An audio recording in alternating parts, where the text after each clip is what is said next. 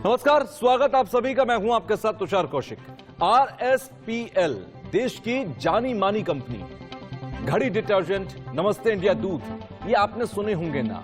ये कंपनी इन्हीं का उत्पादन करती है। कानपुर के शिवपुरी के अंदर इसकी एक विशाल फैक्ट्री है, बहुत बड़ी फैक्ट्री इसने लगा रखी है। घड़ी वालों की फैक्ट्रियों में बड़ी घपलेबाजी होती है। आसपास के गांव के लोग फैक्ट्री से निकलने वाले जहरीले धुएं से बीमार हो जाते हैं। सांसों में घुलता जहर और फेफड़ों पर होता इसका असर उन्हें धीरे धीरे मौत की तरफ धकेल रहा है। दूध की फैक्ट्री से निकलता बेहिसाब धुआं गांव वालों को अपनी चपेट में लेता जा रहा है। घड़ी वाले जान से तो खेल ही रहे हैं, फैक्ट्री में काम करने वाले मजदूरों की पगार भी बचा जाते हैं और प्रशासन इनकी शिकायत पर चुपचाप मूक बना रहता है। लाचार गांव वालों के सामने जिंदगी को बचाना और गुजारा करना दोनों एक बहुत बड़ी चुनौती बन चुका है।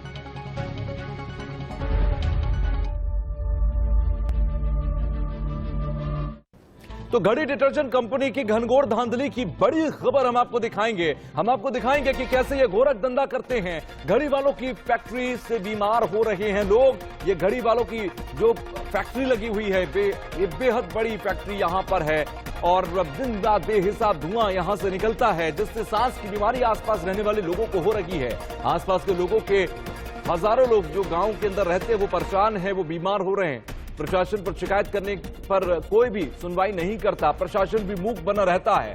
तमाम जनप्रतिनिधि कहां सोए रहते हैं इसकी कोई खबर नहीं, लेकिन फिलहाल यहां गांव के लोग, आसपास रहने वाले हजारों लोग इससे परेशान होते हैं।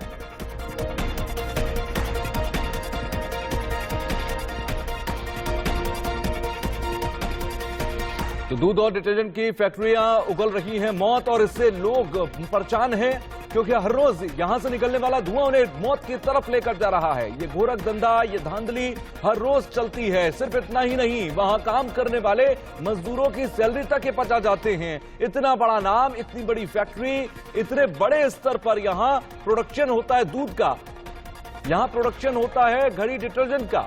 और दोनों को अगर आप देखेंगे, घड़ी डिटर्जेंट गंदगी साफ करने का काम आती है, लेकिन हवा की गंदगी ये फैक्ट्री हर रोज बढ़ाती है। दूध जो होता है वो किसी की सेहत को बेहतर बनाने के लिए बनाया जाता है, लेकिन दूध बनाने में ये फैक्ट्री किस तरह से लोगों की सेहत के साथ खिलवाड़ करती है, इसका आप एक नजारा देख लीजिए, क्योंकि तस्वीरें कभी झूठ नहीं बोलती हैं। और ये जो तस्वीरें आप देख रहे हैं, ये उसी फैक्ट्री की तस्वीरें हैं। उससे निकलते वाले धुएं को आप देखिए, उस कंपनी के बोर्ड को आप देखिए, और उसके बाद आप सोचिए कि क्या इनकी कोई जिम्मेदारी, सोशल रिस्पॉन्सिबिलिटी है कि नहीं है। जहां पर ये फैक्ट्री लगाते हैं वहां के प्रति इनकी जिम्मेदारियां होती हैं, उस गांव के, उस शहर के प्रति इनकी जिम्मेदारियां होती हैं। वहां की हवा को प्रदूषित ना करने की जिम्मेदारी इनके कंधों पर होती है। वहां की हवा, वहां के आसपास के विकास की जिम्मेदारी इनके ऊपर हो जाती है। लेकिन ये कर्तव्य, ये नैतिकता, ये जिम्मेदारियां इनको पैसे की चमक के आगे कुछ दिखाई नहीं देता। और यही वजह है कि ये कंपनी किस तरह से वहां पर प्रदूषण फैला रही हैं। लोगों को धुएं की वजह से सांस लेने में तकलीफ होती है, लोगों को गंदगी से दो चार होना पड़ता है। हर रोज यहां पर लोग मौत की तरफ धकेले जा रहे हैं। ये धुआं देखिए, ये फैक्ट्री से निकलने वाला धुआं है, और ऐसा नहीं कि ये कोई एक बार निकलता हो, ये दिन भर निकलता है। 24 घंटे इसी तरह से फैक्ट्री से धुआं निकलता रहता है। तो अगर 24 घंटे धुआं निकलता रहे तो आप अंदाजा लगाइए कि वहां की स्थिति क्या होगी।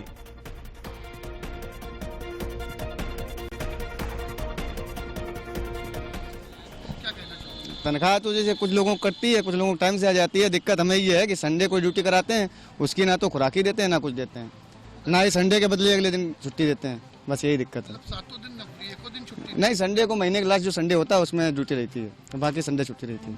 अच्छा, कब से कर रहे हो? वही हो गए 4 साल। कितनी तनख्वाह? 12,761। कटती नहीं कभी? कटती है। क्यों कटती है?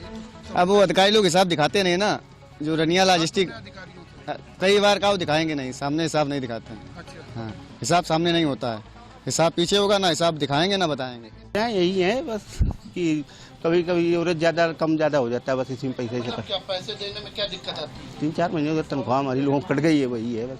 3-4 महीने तो तनख्वाह नहीं मिलती? हाँ, कट गई। तो घर चलाने में बहुत दिक्कत हाँ, आती है? बहुत दिक्कतें हैं। कितनी तनख्वाह मिलती है? 12,000। हाँ, छुट्टी संडे अंडे ड्यूटी करो तो उसकी खुराकी नहीं मिलती है, कट तो जाती ऐसा क्यों करते हैं लोग? पता नहीं, कभी आप लोगों ने, आपकी कोई यूनियन नहीं है? कोई यूनियन नहीं, कुछ नहीं है, कर्मचारी शिकायत नहीं करता? कोई नहीं कुछ कहता है। अच्छा। हाँ, ज़्यादा चलती है। अगर डरा रहा के रखते हैं क्या आप लोगों से? नहीं, कोई सुनने वाला नहीं है। किसी से कहो तो कहते हैं ठीक है, उनसे बात करेंगे, कहीं कुछ करते कौन नहीं। हेड है यहाँ? हेड वो एक पाल है, सुरेश पाल। अच्छा, जो ठेकेदार है। हाँ वही है, सुपरवाइजर वही।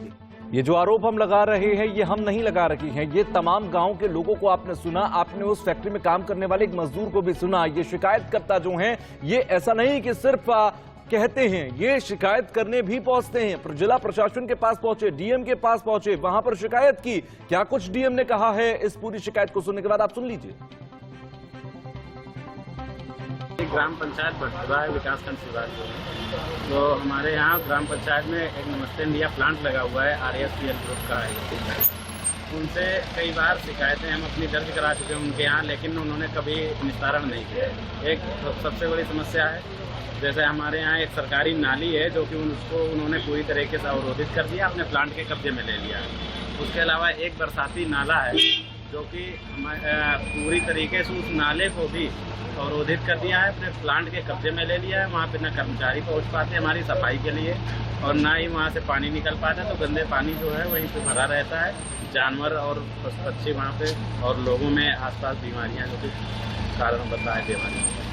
उसके अलावा एक वाटर लेवल की समस्या, हमारे यहाँ के वाटर वेस्टेज ही लोग बहुत ज़्यादा करते हैं। इसके पहले हमारे यहाँ 25 फीट में जब नमस्ते इंडिया प्लांट नहीं लगा था, 25 फीट पे हमको पानी मिल जाता था, लेकिन अभी क्या है कि इतना ज़्यादा पानी का वेस्टेज कर दिया है इन लोगों ने कि अब हमारा वाटर लेवल 125 फीट पहुँच गया है। प्रधान जो हैं पूरा के उनके द्वारा एक प्रत्यावेदन दिया गया है प्राइवेट कंपनी के विरुद्ध में, और इसमें वायु प्रदूषण संबंधी कुछ विवरण अंकित है और प्रदूषण संबंधी कुछ विवरण है, उस पर हम लोग जांच करा के कार्रवाई करने के निर्देश दिए गए। पूर्व में भी इनका कहना है कई शिकायतें आई नमस्ते इंडिया के खिलाफ, अभी तक जो विकासखंड के अधिकारी उन्होंने कोई कार्रवाई, कोई एक्शन नहीं लिया। देखिए, मुझे इसको दिखवाना पड़ेगा बिकॉज अभी इन्होंने भेजा, मुझे तो अभी दिया गया है, इंगित अभी किया है, और इसमें जो मैटर निकल कर आएगा उस पर कार्रवाई हम लोग कराएंगे। ये सारी शिकायतों को सुनने के बाद हमारे सहयोगी राहुल वाजपेयी पहुंचे ग्राउंड पर, फैक्ट्री के आसपास की स्थिति को देखा, समझा और उन लोगों से भी बातचीत की कि क्या स्थिति वहां की रहती है और कब से ये स्थिति लगातार है और क्या शिकायतों पर कभी कोई समाधान नहीं हुआ, क्या कुछ वहां पर था। एक रिपोर्ट बनाकर उन्होंने भेजी है, वो रिपोर्ट हम आपको दिखाते हैं। चौबेपुर के मेघनीपुरवा गांव में खड़े हैं। RSPL कंपनी है, एक बहुत बड़ा समूह है। आप देख सकते हैं पूरा चौबेपुर इंडस्ट्रियल एरिया है। ये इसमें जो RSPL कंपनी है उसकी कई सारी जो घड़ी डिटर्जेंट और घड़ी पाउडर आता है, वॉशिंग पाउडर, उसकी फैक्ट्रियां लगी हुई हैं। आप देख सकते हैं एक ट्रीटमेंट प्लांट है, उस प्लांट के हम आपको तस्वीरें दिखा रहे हैं, उसके विजुअल दिखा रहे हैं हम आपको।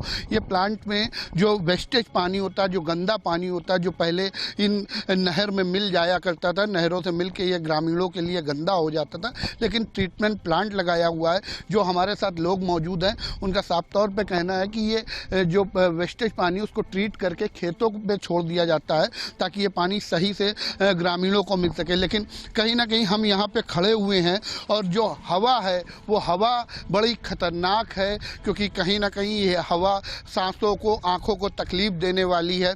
मैं जब यहाँ पे आया तो मैंने जब सांस लेने की कोशिश करी तो काफ़ी दिक्कतें हुई। हमारे साथ कुछ लड़के हैं, उनसे बात करेंगे, वो बताएंगे ये हवा है ऐसी, उस हवा के लिए क्या इलाज है। इधर आओ बेटा, बात करते हैं, आइए हम बात करते हैं। बताओ, ये जो पाउडर उड़ रहा है इससे क्या दिक्कतें आ रही हैं? ये जो आंखों को दिक्कत कर रहा है, सांस जैसे मैं यहाँ आया हूँ, क्या कहना चाहोगे? क्या नाम है? शुभम सिंह नाम है मेरा। शुभम सिंह, पाउडर उड़ रहा है जी। तो कहीं ना कहीं आज मैं आया, इस गांव में आया तो यहाँ सांस लेने में दिक्कत हो रही, तो क्या ऐसा होता है? जी होता है, लेकिन हम लोग के रहते रहते आदत पड़ गई है, तो उसी तरह रहते हैं हम लोग। नहीं तो कभी इसकी कंप्लेन कंपनी के लोगों से की कि नहीं की? जी हमने नहीं की। अच्छा, तो कहीं ना कहीं ये जो सांस लेने में तकलीफ है ये एक बड़ी समस्या है, क्योंकि जिस तरीके से हम यहाँ आए, हमारी पूरी टीम आई है, उसको भी इसी तरीके की दिक्कतों का सामना करना पड़ रहा। हमारे साथ ये बाबूजी हैं, बाबूजी आए हैं। बाबूजी क्या नाम है आपका? कल्लू। कल्लू भैया, जो हम लोग आए हैं यहाँ पे इस गाँव में तो सांस लेने में दिक्कत हो रही है, पाउडर आंखों में जा रहा है, क्या कहना चाहेंगे?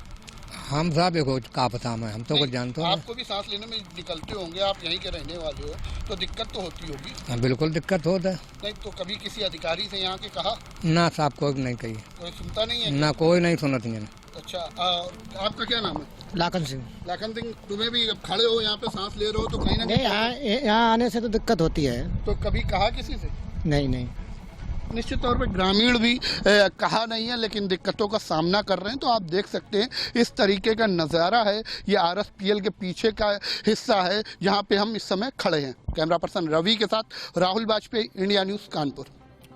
जब इंडिया न्यूज की टीम मौके पर पहुंची और वहां पर जब उसका जायजा लिया राहुल वाजपेयी की जो आप रिपोर्ट देख रहे थे, आपने समझा कि लोगों को परेशानी होती है और जब ये लोग मान लेते हैं नेग्लिजेंस, वहां पर ही मान लेते हैं कि नहीं हम जाएंगे भी तो होगा क्या, क्योंकि हमने देखा कि जाने से भी, शिकायत करने से भी हुआ क्या, वहां पर प्रशासनिक अधिकारी करते क्या है। तो सवाल ये उठता है कि अगर प्रशासनिक अधिकारी, जनप्रतिनिधि सुनेंगे नहीं तो फिर आदमी किससे उम्मीद रखेगा। राहुल वाजपेयी संवाददाता है हमारे साथ पैनल में जुड़े रखे, उनसे बातचीत करेंगे। अरविंद चतुर्वेदी हमारे चैनल हेड है इंडिया न्यूज यूके के, यूपी के, वो हमारे साथ जुड़े हुए हैं। मैं आपके पास भी आऊंगा। स्वप्निल वरुण हमारे साथ जिला पंचायत अध्यक्ष हैं, वो जुड़ गई हैं। मैं सबसे पहले आप ही के पास आता हूं स्वागत के साथ। मेरा सवाल ये है कि आप उस जगह पर हैं, उस जगह के जो ग्राम पंचायत अध्यक्ष हैं जहां के आसपास ये सारी चीजें हो रही हैं।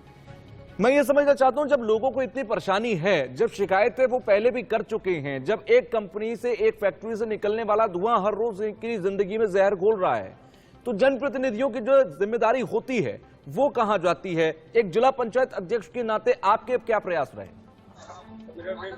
देखिए, मेरे संज्ञान में अभी ये रिसेंटली जानकारी आई है कि ऐसी समस्या हो रही है, तो इसके बारे में उच्च अधिकारियों से बात करने के बाद इस समस्या का समाधान किया जाएगा और निरीक्षण भी कराया जाएगा। लेकिन ये सारी चीजें इतने समय से हैं, ऐसा तो है नहीं कि अचानक से कोई घटना घटी और उसके बाद आपके संज्ञान में आई है।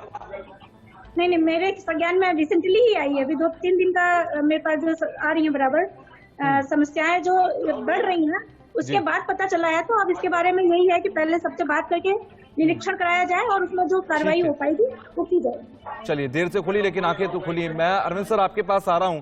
क्या ये बात इतनी छोटी है कि संज्ञान में तब आया जब हमारी टीम मौके पर पहुंची? संज्ञान में तब आएगा जब हम इस कार्यक्रम के जरिए सत्ता के, प्रशासन के कान खोलने का काम कर रहे हैं?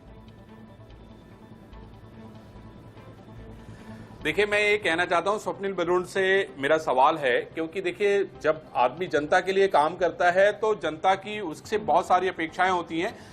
स्वप्निल वरुण की माताजी भी मंत्री थी, बड़ी नेता थी और हम लोगों ने उनके काम करने के तरीके को देखा है। स्वप्निल जी, मैं आपसे ये समझना चाहता हूं, मेरा सवाल आपसे सीधा ये है कि आप लोगों को क्या लगता है, आसपास इतना प्रदूषण हो रहा है, आदमी वहां पर जब जाता है तो उसको सांस लेने में तकलीफ हो रही है, एक तरफ कोविड की महामारी, एक तरफ RSPL की महामारी, तो आम आदमी किसके पास जाए? और मैं समझता हूं कि ये आपकी भी जिम्मेदारी होती है स्वप्निल जी कि आपके पास शिकायत आए चाहे ना आए, लेकिन क्षेत्र की समस्या, जनता की समस्या नेता को तो वैसे ही पता होती है। बिल्कुल ठीक कह रहे हैं, आपकी बात से पूरी तरह सहमत हूँ। और मैंने कहा ना कि संज्ञान में आ गया है तो इसके ऊपर आप रिजल्ट भी जल्दी देखेंगे। आप चूंकि जानते हैं कि विधानसभा चुनाव मैं एक आश्वासन आपसे चाहता हूँ, क्योंकि जी विधानसभा चुनाव भी चल रहा था और MLC के कल रिजल्ट आ जाएंगे, तो सारी व्यस्तता मैं समझता हूँ कल के बाद लोगों को जीतने और जिताने के बाद समाप्त हो जाएगी।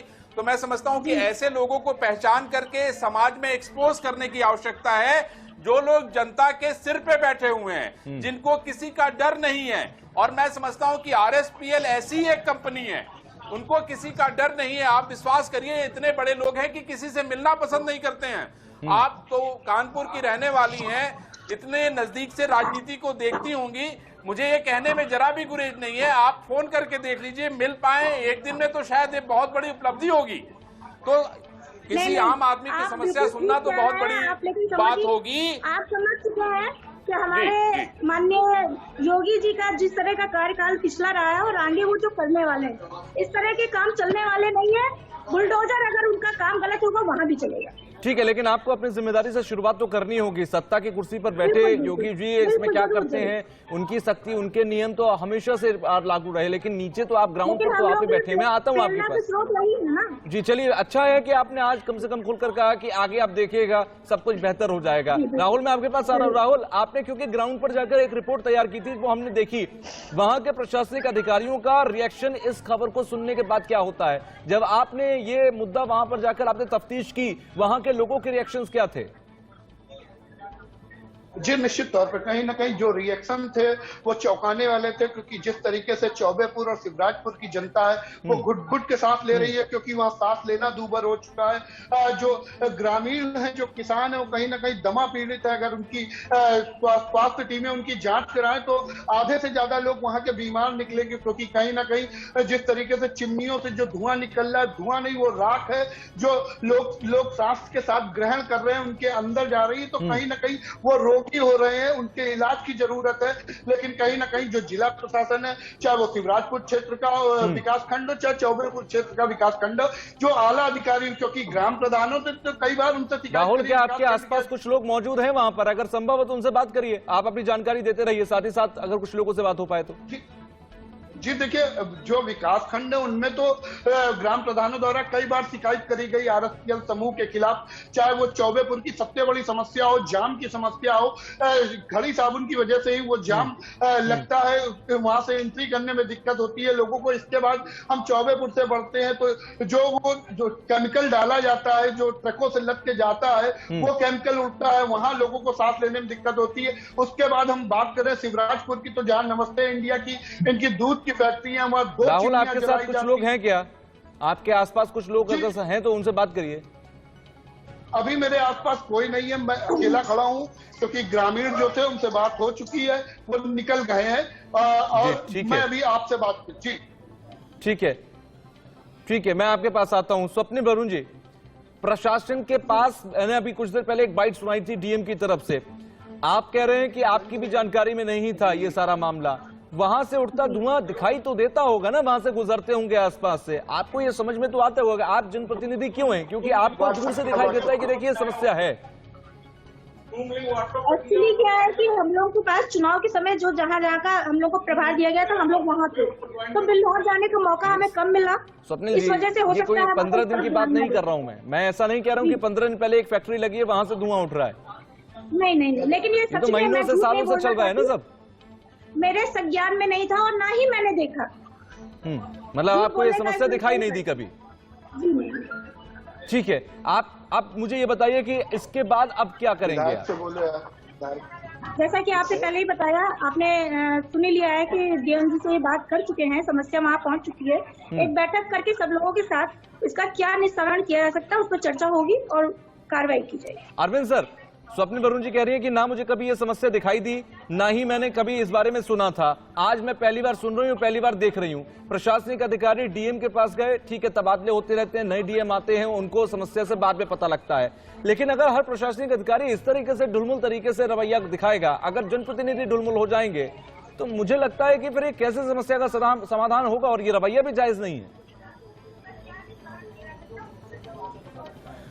मैं यहाँ पे एक बड़ी बात बताना चाहता हूँ कि निश्चित रूप से स्वप्निल वरुण इधर उनकी बहुत व्यस्तता रही होगी। मैं समझ सकता हूँ कि राजनीति में रहने के लिए पहले राजनीति में जीत हासिल करनी बहुत आवश्यक होती है। भारतीय जनता पार्टी इधर कितना बड़ा चुनाव उत्तर प्रदेश का लड़ रही थी। लेकिन मैं ये जरूर उम्मीद करूंगा स्वप्निल वरुण से, और आईटीवी की पूरी टीम उनके साथ है।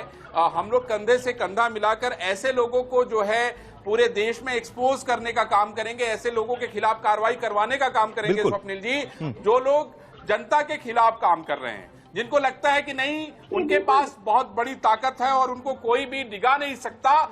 मैं यही कहना चाहता हूं कि इसमें आपका साथ चाहिए, और हम उम्मीद करेंगे कि आने वाले समय में लोग देखेंगे कि नहीं, कानपुर की आबो हवा बदल गई है और वाकई उनको जनता के लिए खड़ा होना पड़ेगा, जनता की बात को सुनना पड़ेगा, क्योंकि अभी तक वो जनता की बात नहीं सुन रहे हैं।